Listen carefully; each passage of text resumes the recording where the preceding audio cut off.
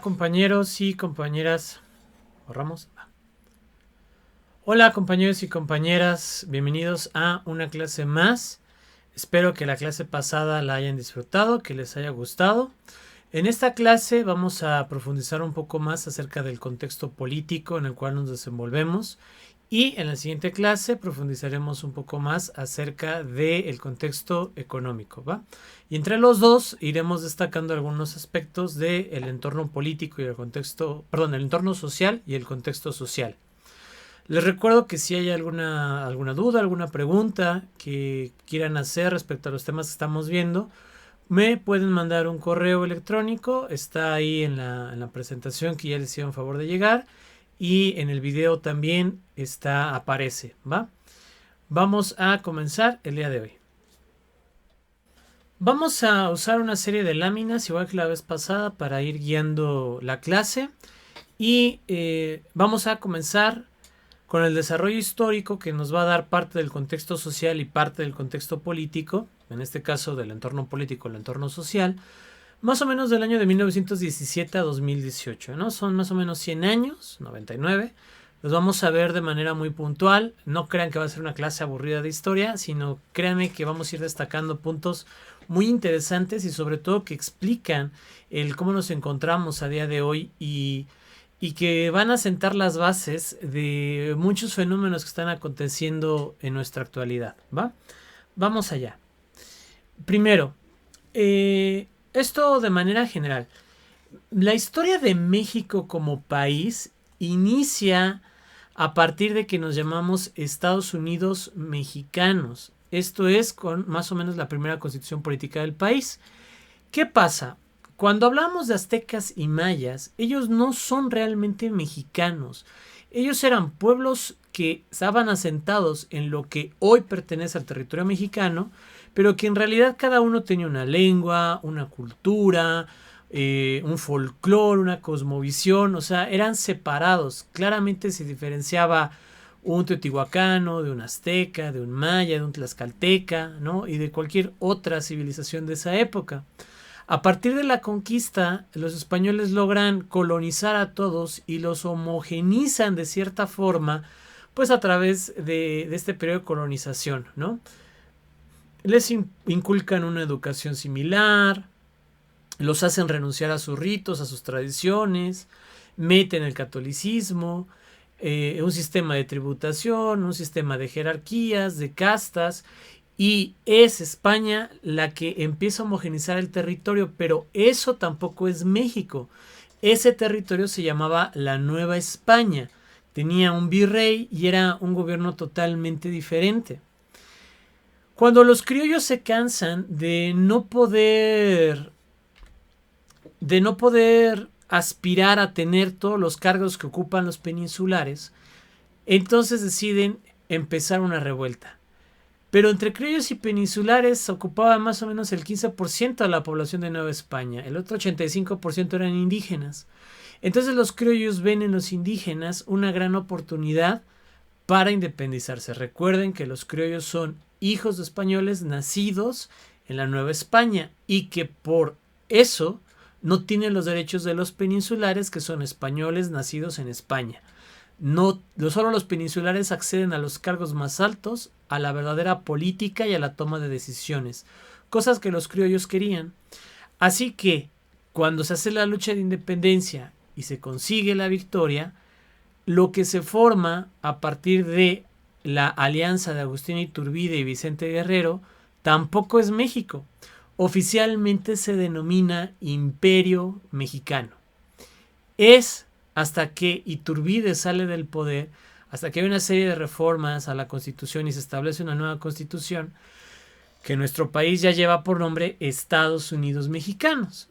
A partir de ahí es bien difícil consolidar un proceso democrático. Se puede decir que este no existe.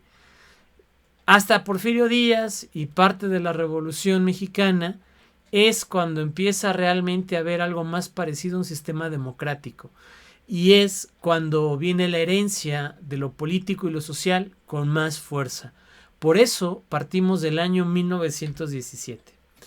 Porque ahí se redacta esta nueva constitución que sigue vigente hasta el día de hoy, constitución que nos gobierna. Y sí, ha tenido muchas reformas, tiene ya más reformas que artículos desde hace mucho tiempo.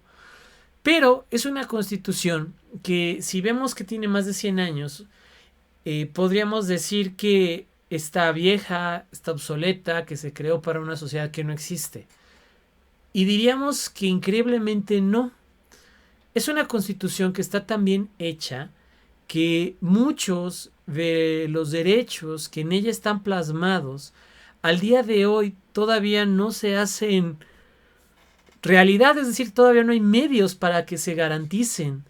Y si bien obviamente no previeron la era digital, sí establecieron criterios básicos de los cuales pueden emanar las nuevas leyes digitales y las nuevas leyes que hagan falta. Si bien académicamente se discute si es necesario hacer una nueva constitución política, la verdad es que no es que esté atrasada, porque contempla muchos elementos de los derechos humanos, de los derechos sociales, que otras constituciones de la época no tenían. Y en eso México es vanguardia y esta constitución está muy bien hecha. A partir de esta ley, se establece que se van a elegir diputados por cada región del país. Como vemos, el sistema representativo aquí sí empieza a cobrar fuerza, como lo vimos la clase pasada, en que consistía esta democracia representativa. Y el número de diputados estaría determinado por la cantidad de habitantes de cada estado. Pero Carranza no quería que ningún revolucionario pudiera llegar a ser diputado. Entonces, si eran personas famosas por haber participado en la revolución del lado de Villa o del lado de Zapata, ellos no podían ser diputados, y esto va a ser interesante. Ya vemos aquí un sesgo y una barrera a la vida política. Esta constitución es la consumación ideológica de la revolución y de un nuevo estado, de lo que se quería que México fuera. Y a partir de aquí, la nueva constitución avala la propiedad privada, individual y colectiva, la existencia de empresas privadas y estatales.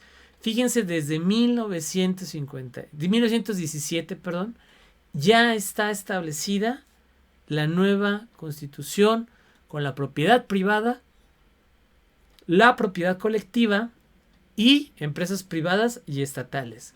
También se establece como una república federal, representativa y democrática. En este punto ya tiene estas tres características. Bueno, 4, ¿no? Federal, república, representativa y democrática. Se establece y da comienzo un reparto agrario, pero mucho de esto no se va a lograr sino hasta muchos años después, porque como dicen las láminas, una cosa es crear una nueva constitución y otra muy diferente es implementarla, es lograr que todos gocen de los derechos que en ella se establecen. Y hay muchos desconocimientos de esta nueva ley. Acuérdense que en esta época pues no hay WhatsApp, no hay Facebook, no hay correo electrónico. Si acaso hay telégrafo, pocas líneas de teléfono, ¿no? Más adelante, pocos ferrocarriles, insuficientes para conectar a todas las ciudades del país. Así que no todos se enteran de esta nueva ley. Y si no todos se enteran de la ley, pues ni siquiera la van a intentar poner en acción. Y aquellos que sí se enteran, pues hay muchas dudas de cómo proceder. Es una constitución muy buena que busca y abarca muchos elementos relacionados al quehacer, al bienestar, a la calidad de vida, pero que tiene fallos fundamentales en cuanto a los procesos, las sanciones y los castigos. Esto no queda muy claro. Al día de hoy, la materia de sanciones sigue siendo un elemento complicado en la vida política y en la vida jurídica de este país. Los militares, que antes tenían el poder absoluto con Porfirio Díaz y con Santana, ¿no? Años anteriores con Benito Juárez, que eran quienes gobernaban, el poder militar era realmente el que ponía y quitaba presidentes, ahora se supeditaba a los civiles. Ahora los civiles eran quienes mandaban sobre el ejército. Esto es muy importante de destacar, es la primera vez que esto se hace con la intención de que ya no haya más golpes de estado en el país donde el presidente en turno siempre es suplantado por otro militar, ¿no? Situación que pasa mucho en los años previos a la revolución, en el porfiriato y en toda la historia de México. La riqueza nacional se vio desgastada por esta guerra de independencia. No solo porque los rebeldes y las batallas saqueaban fincas, granjas, villas, haciendas, sino también porque había que pagarle al ejército por sus servicios. Y muchos trabajadores habían muerto o habían quedado impedidos para trabajar. Entonces el país se encontraba en una situación bastante caótica. Para el año de 1920 es cuando empezamos a ver que se alcanza un grado de beneficio para aquellos que habían participado en el proceso de la revolución. Surge como tal la clase media, que es más fuerte, más estable y que está aliada con diferentes sectores populares. Estas clases medias encabezarían el Estado y por primera vez este ya no sería radical, ya no sería de un solo poder, de lo que una sola persona quiere lograr. El nuevo Estado resultaría no ser tan democrático, pero sí más estable. Ya no hay a cada rato conflictos, batallas, intentos de rebelión, sino que se empieza a respetar más la figura del Ejecutivo, la figura del Legislativo, la figura del Judicial. Y se empiezan a dejar de lado estos grandes conflictos del país en cuanto a luchas armadas. Obregón sería el primer presidente de este nuevo Estado y sus objetivos eran reconstruir el país, satisfacer algunos reclamos agrarios y sobre todo enfatizar apoyos en la pequeña y en la mediana propiedad, en la pequeña y en la mediana industria. Fíjense, ya desde 1920 el país busca impulsar las pymes. No es algo nuevo, no es algo de 2020, de 2010. Desde 1920 se viene intentando fortalecer a la pequeña, a la mediana industria y en este caso más actual a la microindustria como una fuente generadora de riqueza para el país.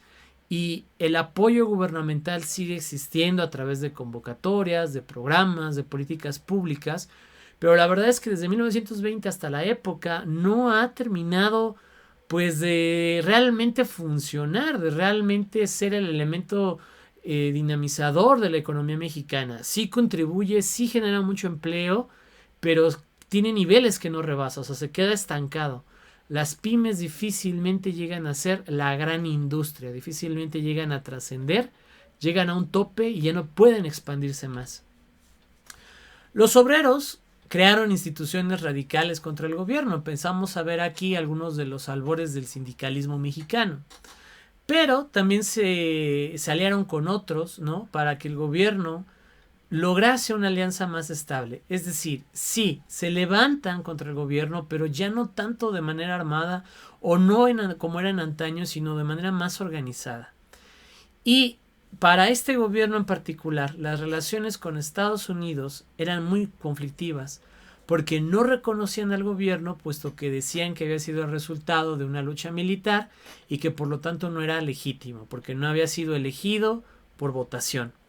Y el segundo problema era que aún había fuertes militares contrarios a las ideas de gobierno y que representaban una amenaza, porque si bien nos habíamos vuelto un país un poco más civilizado, al final de cuentas por algo el himno nacional dice mexicanos al grito de guerra.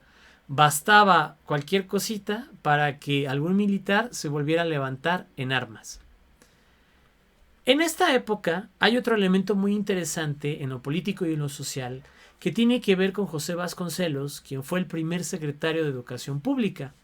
Él incluyó en la educación el aspecto cultural, el aprendizaje extracurricular, fomentó la creación de libros y bibliotecas, así como el muralismo, la creación de murales, y por eso si ustedes ven muchas escuelas antiguas de esta época que se fundaban por esos años, siempre tienen murales que te hablan de un pasaje histórico, que te hablan del país, de alguna situación importante, de algún evento trascendental, porque como era un país donde todavía había mucho analfabetismo, la imagen era muy importante, el símbolo era muy importante.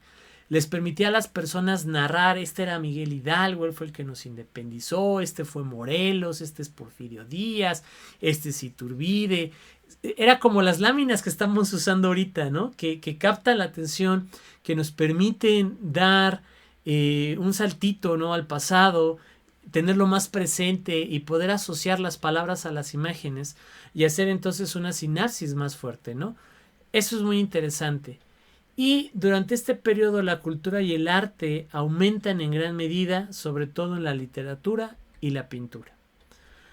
Cuando se acaba el periodo de Obregón, entonces continúa Plutarco Elías Calles, a quien Obregón había, llamamos, apadrinado.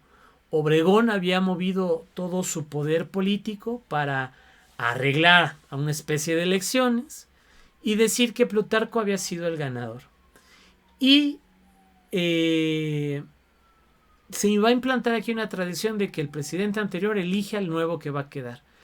En México no ha habido votaciones democráticas hasta el año 2000 y lo vamos a ver aquí.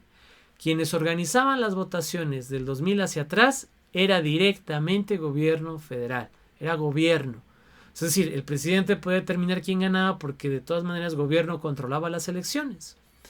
Y Calles era un militar con muchos contactos, muy fuerte, y pronto se voltearía a Álvaro Obregón, es decir, le diría: Álvaro, tú ya fuiste presidente, vete, tú no me vas a decir qué hacer, ahora el presidente soy yo y la fuerza la tengo yo. Durante el periodo de Calles destaca que se crean comisiones nacionales como la agraria, la bancaria, la de caminos y otras. Se crea el Banco de México, que sigue siendo el banco que se encarga de la emisión del papel moneda y de su gestión. De hecho, si ustedes ven sus billetes, va a decir en alguna parte Banco de México.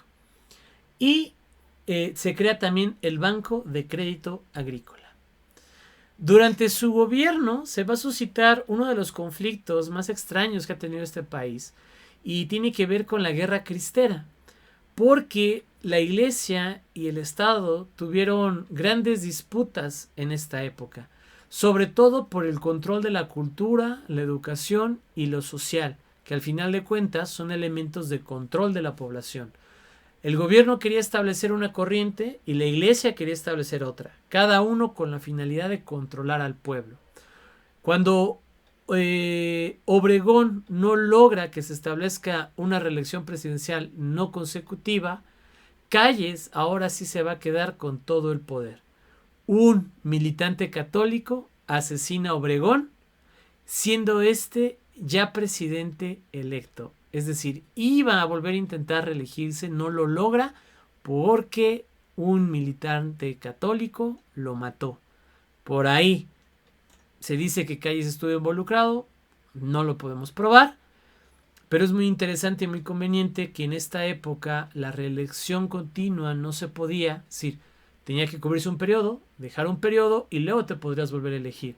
Es lo que Obregón quería, pero Calles hizo todo lo posible para impedirlo, y para Calles fue muy conveniente que un contrario a gobierno, militante católico extremo en este caso, fuera el que asesinara a Obregón, quitándolo del escenario del poder.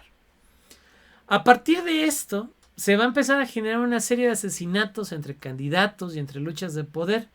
Esto demuestra que no existía un proceso legítimo, que la gente respetara, que la gente avalara, por eso decimos legítimo, pues para llegar a unas elecciones civilizadas, para establecer quién va a ser el presidente, quién va a ocupar otros cargos. O sea, esto no existía. Y esto va a dar origen a que varias personas buscaran juntarse y formar una institución, una entidad que garantizara a los candidatos, que garantizara el acceso a poder ser candidato a un puesto de poder. Y de esta manera surge el Partido Nacional Revolucionario, y con ello la figura de los partidos políticos en México, siendo el Partido Nacional Revolucionario el primer partido del país que hoy en día se llama PRI. En la época de 1929, entendiendo que no vivimos desconectados, como lo dijimos la clase pasada, algo que está pasando en Hong Kong nos enteramos rápidamente, ¿no? Cosas que están sucediendo en el mundo nos afectan o nos benefician de muchas formas. Y en 1929 hay una crisis económica en Nueva York y en Estados Unidos, y que afectaría a una gran parte del mundo. Y por eso en nuestro país se reducen las exportaciones, se aumenta el desempleo, y esto se combina con una gran sequía en el campo. En esta época solo había 16.5 millones de personas en todo el país. Hoy estamos cerca de ser 130 millones de personas, es decir, 115 millones de personas más. Es increíble. Si hoy todavía nos podemos aventar grandes tramos de carretera con poblaciones nulas o casi nulas, imagínense con solo 16 millones de personas cómo estarían las ciudades y los poblados de México. Muy dispersos, con pocos recursos, con poco desarrollo la mayoría de ellos. Y eso también es un problema. A partir de aquí se va a implantar un modelo económico que se denomina sustitución de importaciones. Y se va a buscar que las empresas nacionales suplan los productos extranjeros.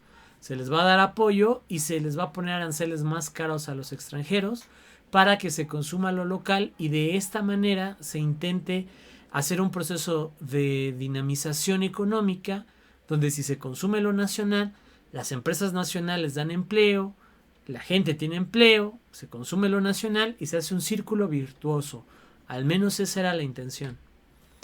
En 1929 el Partido Nacional Revolucionario gana las elecciones que el mismo gobierno organizó y en este caso gana Pascual Ortiz Rubio, ganándole a José Vasconcelos, que habíamos dicho que era el de educación. El Partido Nacional Revolucionario logró estabilizar el poder, es decir, se entendía que el proceso de los partidos políticos era la forma legítima de llegar al poder. Ya no más asesinatos, ya no más rebelías, al menos no tan abiertas, sino que si tú querías llegar a un puesto de poder tenías que formar parte del partido. Pero a diferencia de Obregón, Calles sí logró generar un verdadero poder. Tanto así que a Calles se le va a llamar el jefe máximo. Y detrás de Pascual Ortiz Rubio, de Emilio Portes Gil, de Abelardo Rodríguez, va a gobernar él. Estos presidentes solo van a ser una fachada porque el que toma las verdaderas decisiones es Plutarco Elías Calles. El último candidato que Plutarco Elías Calles hace ganador, lo candidatea, lo apadrina para que gane la presidencia es Lázaro Cárdenas. Y Calles desconfiaba de Cárdenas, pero Cárdenas le dijo, no, todo va a seguir igual, yo voy a ser el presidente nada más de forma, pero tú el de fondo. Pero cuando ganó el Tata Cárdenas, ¿no?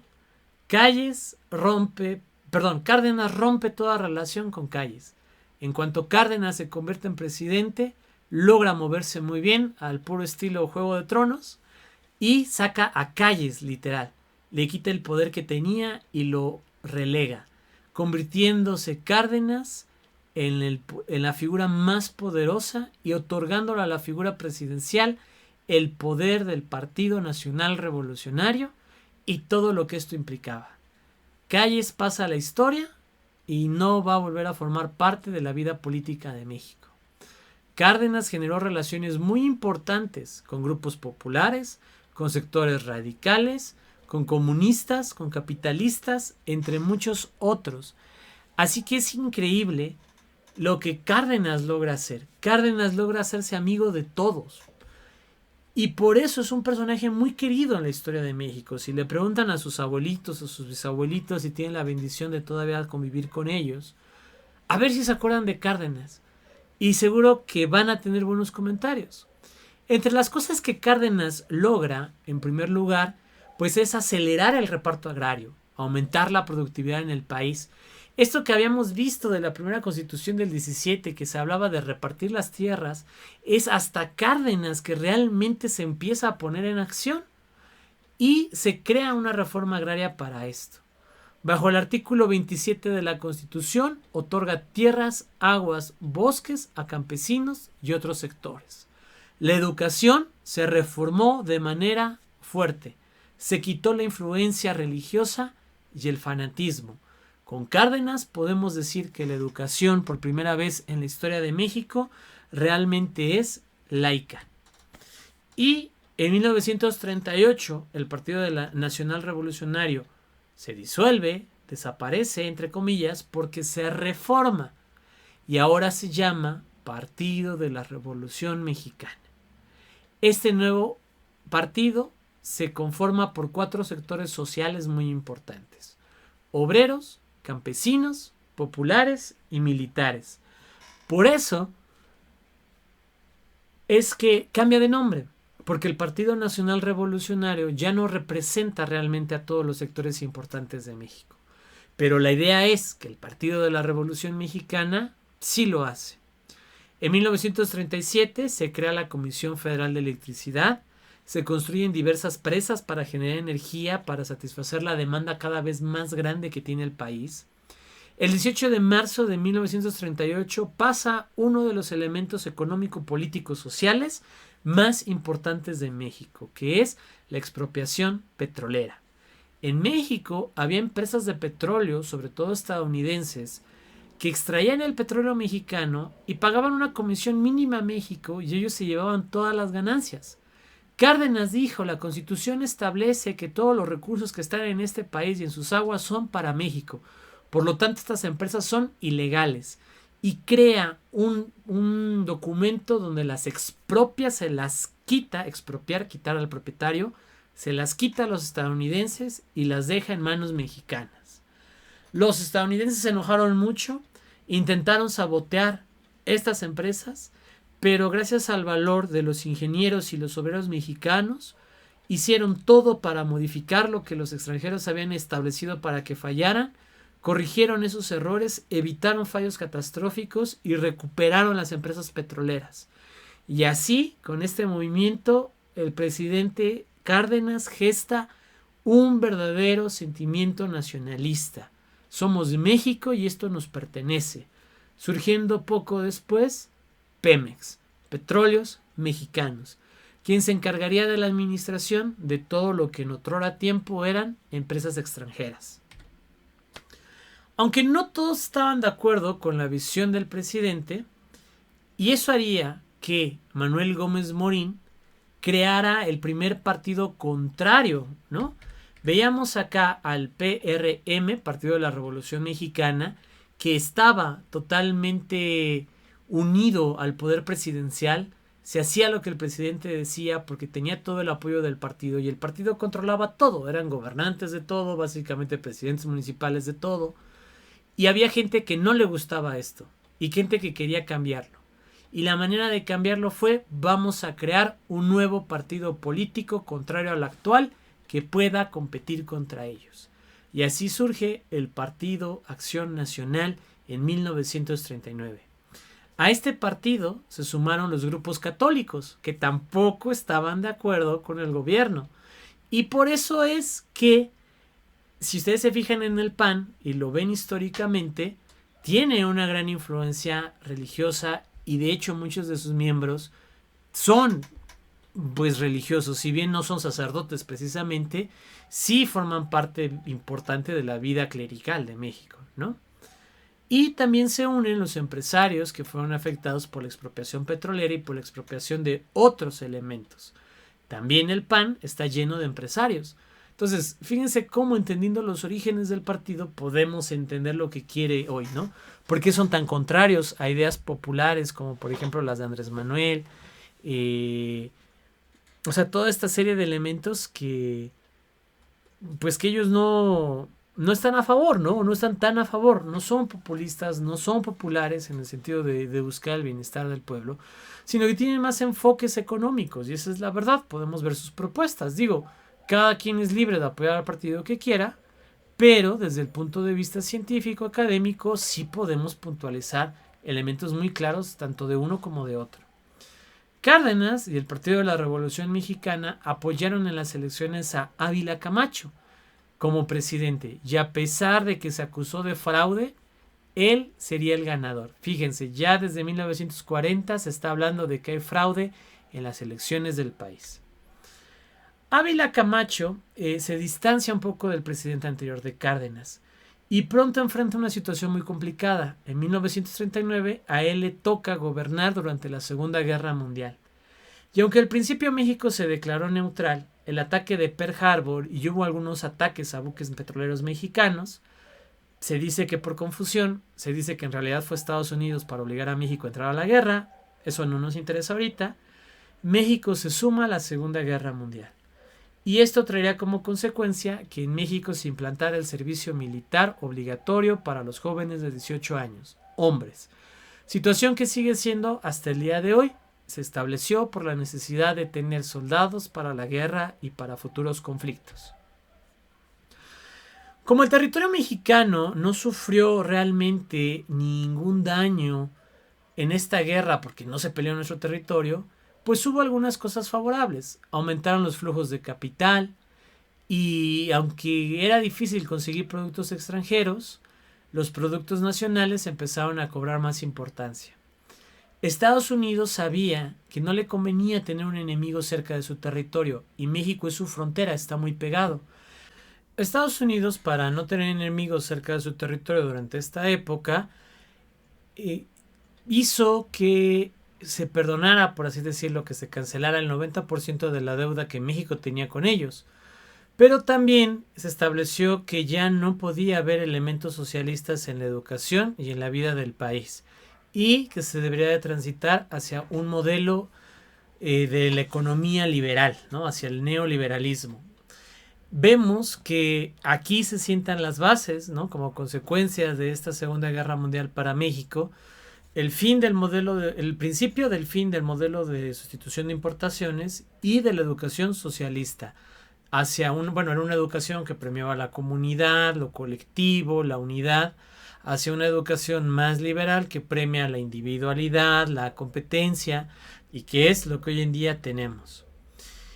Algo muy interesante pasa en 1943 y es que se crea el Instituto Mexicano del Seguro Social, una apuesta por resaltar la importancia de la vida social y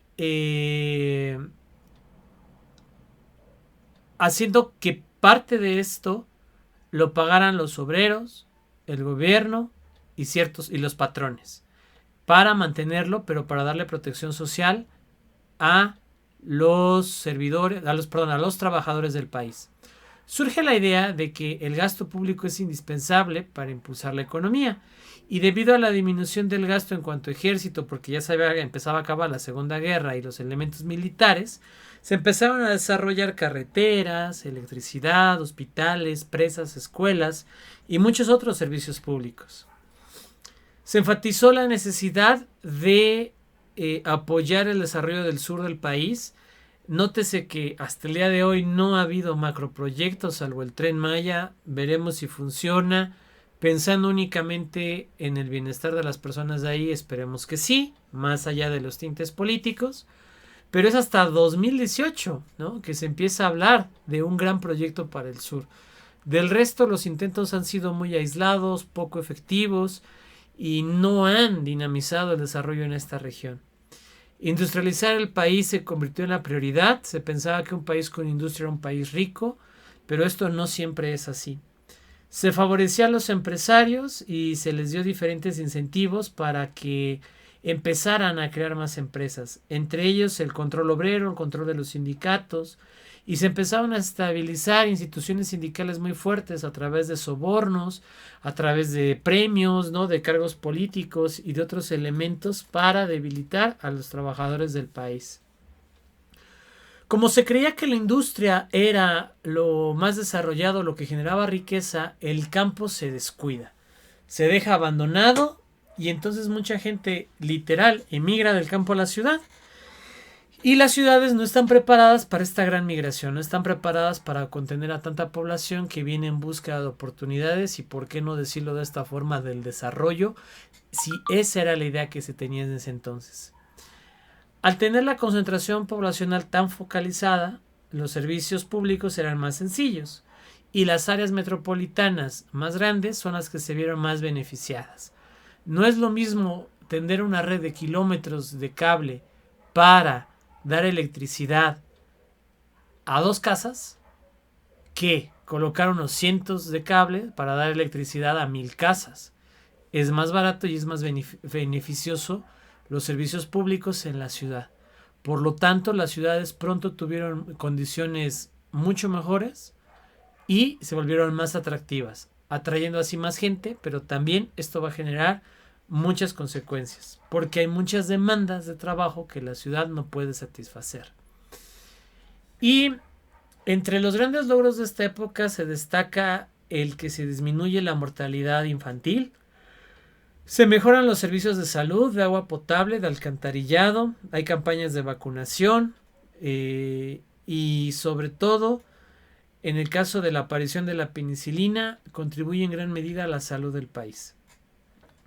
Poco a poco, las localidades urbanas empezaron a ofrecer mejores condiciones salariales y los servicios públicos, como habíamos dicho, eran más constantes y de mejor calidad. Este periodo, que va desde 1958 hasta 1970, se le conoce como el desarrollo estabilizador, y aumentaron las inversiones propias y sobre todo hubo aumento real en los salarios. Gracias a que la educación era pública y gratuita, no era raro que un obrero tuviera hijos que podían acceder a la universidad, que el obrero tuviera casa propia, seguridad social y fondos de jubilación, cosa que hoy en día para nosotros es solo un mito, es algo que sabemos que es imposible. Ni con los sueldos, ¿no?, de personas preparadas realmente alcanza para tener esto hoy en día, mucho menos el de un obrero que no es por hacerlo menos, pero que sabemos que es de los que peores remuneraciones tiene por su trabajo, aunque su trabajo requiere de mucho esfuerzo y de mucho conocimiento. No está bien visto, no está bien valorado, hay que revalorizar ese trabajo. Su salario es bajo y hoy en día no alcanza, pero en ese entonces le alcanzaba para mandar a sus hijos a la universidad, mantener su hogar y tener fondos de jubilación. En 1946, el Partido de la Revolución Mexicana se da cuenta de que una vez más su nombre ya no le queda muy bien y que sus miembros ya no se identifican tanto con los valores, y cambia su nombre por última vez a lo que hoy en día conocemos como PRI, Partido Revolucionario Institucional. Y sigue siendo el partido del Estado, el partido que controla el poder, el partido que apoya todo al presidente, y establece que el nuevo presidente sea Miguel Alemán. Y él encabeza en 1946 el gobierno, él organiza las elecciones y centraliza el poder.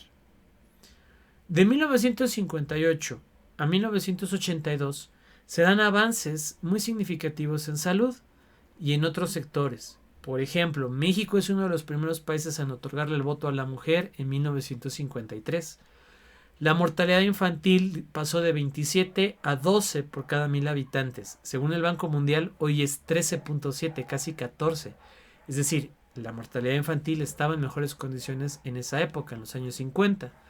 El alfabetismo pasó a 62%, de 62% a 45% en 1960. También disminuyó. Muestra de que la educación, al menos para alfabetizar a las personas, estaba funcionando.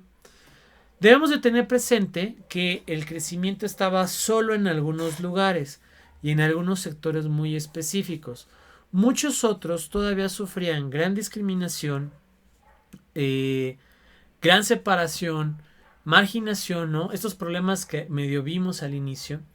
Y la clase media creció, pero también se formaron grandes cinturones de pobreza. El 10% de la población más rico concentraba casi la mitad de la riqueza nacional.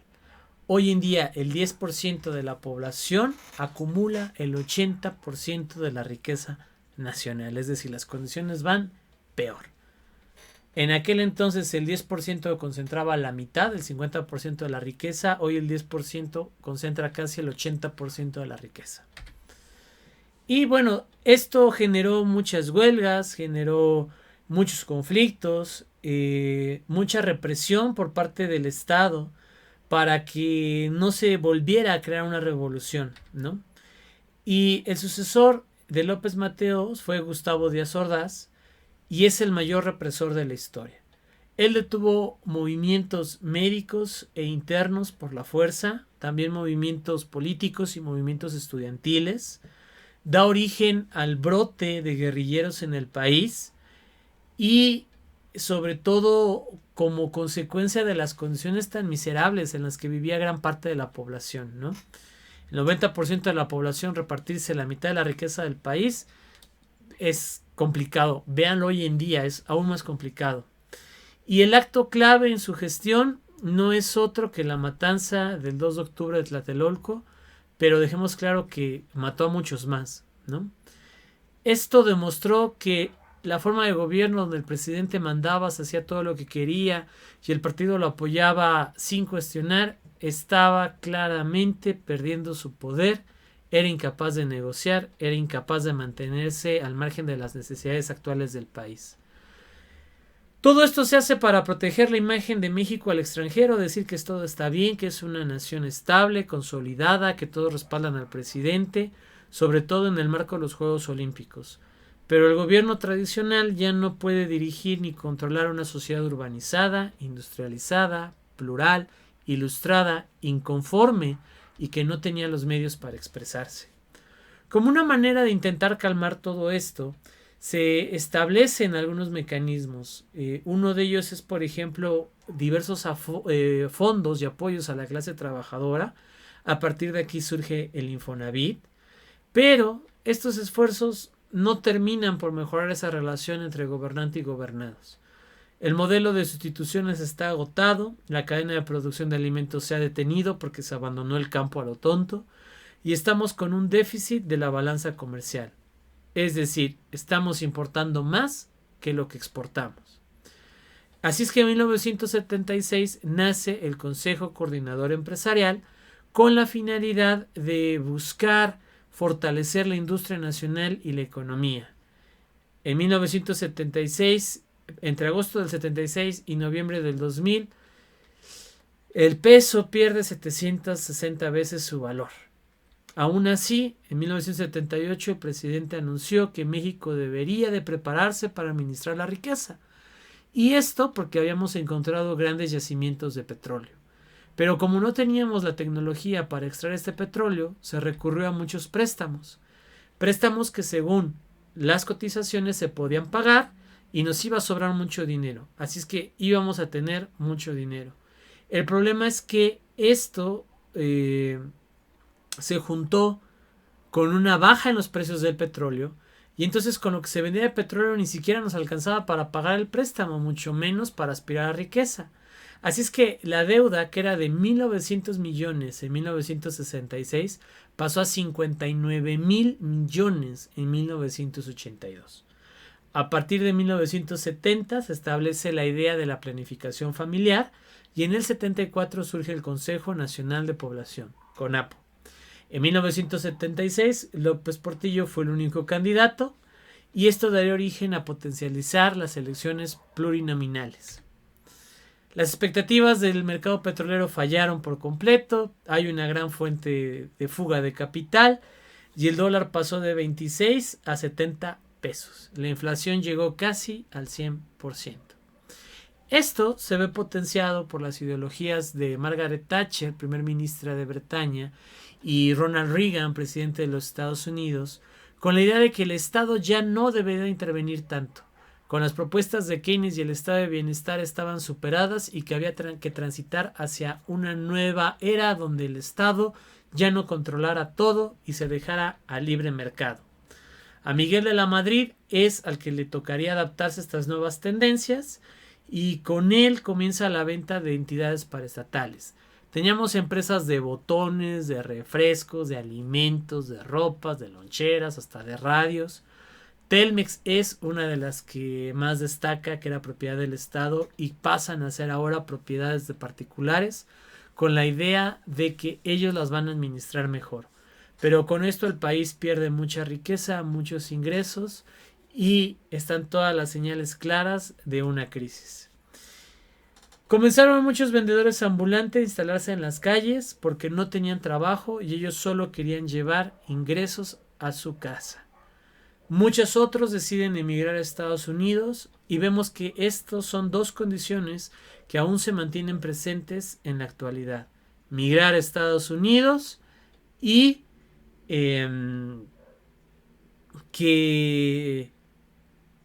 migrar a Estados Unidos y que haya mucho ambulantaje o mucho empleo informal porque el empleo formal se acabó. Otros grupos generaron diferentes protestas, esto se transformaría en impugnar al PRI y restarle poco a poco el poder que tenía. Los temblores del 19 y del 20 del 85 demostraron lo débil que era el gobierno, que no podía organizarse, que ni siquiera podía apoyar a la población en estos casos tan graves.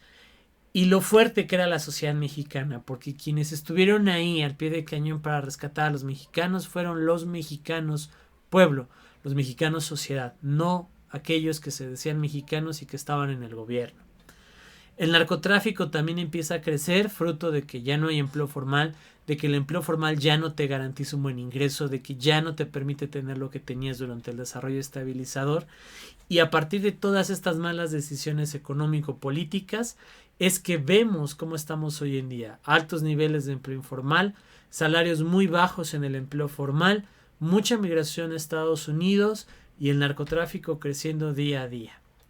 En 1987, en 1987, ahí hay un error, ¿no? Llegó casi a 160 la inflación. Del PRI se genera una fractura, otra más. Lázaro Cárdenas, hijo, se da cuenta de que el PRI ya no representa los intereses de la sociedad, de que tienen otras ideas contrarias a las que eran de Lázaro Cárdenas, su papá, y él decide crear un Frente Democrático Nacional. Una ruptura al interior del PRI. En 1988, el sistema falla y es Carlos Salinas quien gana las elecciones. Muchos le decían a Cárdenas que se levantara en armas, que hiciera una revolución para quitar al PRI, y créanme que muchos estaban dispuestos a esto, estaban esperando la orden de Cárdenas hijo para luchar por el pueblo como lo hizo su papá alguna vez. Cárdenas dijo que la violencia no era la forma, no eran los medios, y decide crear un nuevo partido político que se oponga y le compita al PRI, y surge así el Partido de la Revolución Democrática. En este periodo se acaba el modelo de sustitución de importaciones, se abren nuevos tratados de libre comercio, y aunque todo parecía ir a mejor poco a poquito, pronto, con la rebelión del Ejército Zapatista de Liberación Nacional, se dieron cuenta de que esto no era así. Y esto fue una guerra. El Ejército de Liberación Nacional fue avanzando pueblo por pueblo, venciendo a militares mexicanos. Y otra gran sorpresa fue el asesinato de Luis Donaldo Colosio, quien planteaba una ruptura con el PRI, una forma diferente de hacer las cosas a Salinas y al Partido Nacional, al PRI, y por eso murió. En 1994 las elecciones las gana Zedillo, el peso se vuelve a devaluar casi el 100%, el empleo disminuyó, los salarios se rezagaron, las tasas de interés se dispararon, y a raíz de todo esto continúan muchas personas migrando a Estados Unidos. En 1996 por primera vez se crea el IFE, el Instituto Federal Electoral. Esto haría que Presidencia de la República ya no sería quien controlara y quien gobernara y quien estableciera e hiciera las votaciones, sino que ahora sería una entidad independiente. Y la primera elección que una entidad independiente gesta es ganada por la oposición, es ganada por el PAN. Así es que a partir de que existe el IFE podemos decir que realmente hay procesos democráticos. Y Vicente Fox, en la noche del 2 de julio, para sorpresa de todos, porque nadie creía que iba a ganar, gana y quita al PRI del poder por más de 70 años que habían permanecido ahí. Y de Fox a Peña, ¿no? Hay algunos elementos muy interesantes que pienso que los vamos a dejar ya para la siguiente clase, junto con algunos elementos de globalización. Pero aquí esto lo sustraje de un artículo que se llama 5 sexenios de política social en México, de la revista Estudios Políticos número 188, de las páginas 159 a la 96. Si ustedes quieren lo pueden revisar más a fondo, le pueden dar una lectura. Yo solo voy a señalar algunos de los puntos más importantes hasta el momento. Vamos a dejar la clase hasta aquí. Ahorita doy otras indicaciones. Solo recordar que el narcotráfico, la migración, las remesas, la baja de salarios, la educación competitiva, individualista y egoísta, y todos estos elementos se van gestando a lo largo del desarrollo del país. Por eso es importante saber de historia, por eso es importante saber qué ha pasado, porque no es de gratis. Todo esto tuvo un escenario previo, una razón de ser, y precisamente por eso tenemos que entender los entornos político, económico y social para no cometer los mismos errores. Ya saben que cualquier duda me la pueden mandar por correo. Esto lo voy a seguir repitiendo. Y bueno, llegamos hasta el año 2000, pero sí quiero dejar esto muy marcado. Antes del 2000, todas las elecciones eran arregladas por gobierno como tal. Entonces para gobierno era muy fácil meter la mano, manipular urnas o hacer cualquier otra cosa para que ganara el candidato que ellos querían. Con la creación del Instituto Federal Electoral, si bien estaba sesgado por gobierno, al ser una institución separada pudo actuar con más transparencia, pudo actuar con mayores niveles de libertad, y eso hizo que en el 2000, en esa elección de Fox, pues ganara Vicente Fox. Lo importante, pues, de un sistema democrático es que existan escenarios que garanticen la transparencia y los procesos adecuados. Tristemente, hay muchos elementos que el IFE y el INE posteriormente han tenido a nivel estatal y municipal, no han terminado de funcionar. Sigue habiendo muchos problemas. La pregunta era, ¿lo desaparecemos? La respuesta es, necesitamos una entidad que garantice un correcto uso de la democracia. Y si no es el INE, tiene que ser otra, pero no podemos quedarnos sin una institución separada de gobierno que vele por la democracia. Y sobre todo no nos podemos quedar sin la participación ciudadana, que es vital para estar al pendiente de los procesos, para pedir informes y para exigir justicia. Bueno, esta clase fue muy productiva, pienso yo. Hemos visto cómo ha sido este proceso de evolución en México a partir de la Constitución de 1917 y hasta tiempos recientes con Enrique Peña Nieto, algunos de los elementos más puntuales que han ido dando forma a lo que entendemos hoy en día como nuestro contexto político, ¿no? Las bases de dónde partimos, de cómo se han ido sentando y formando algunos partidos políticos, de estas cosas extrañas que ha habido, cosas raras, pero también cosas positivas. Igual que la clase pasada, de lo que ya hemos visto va a ser la tarea, es decir, van a tomar ya sea 2 presidentes o 2 periodos que a ustedes les hayan parecido interesantes de la exposición.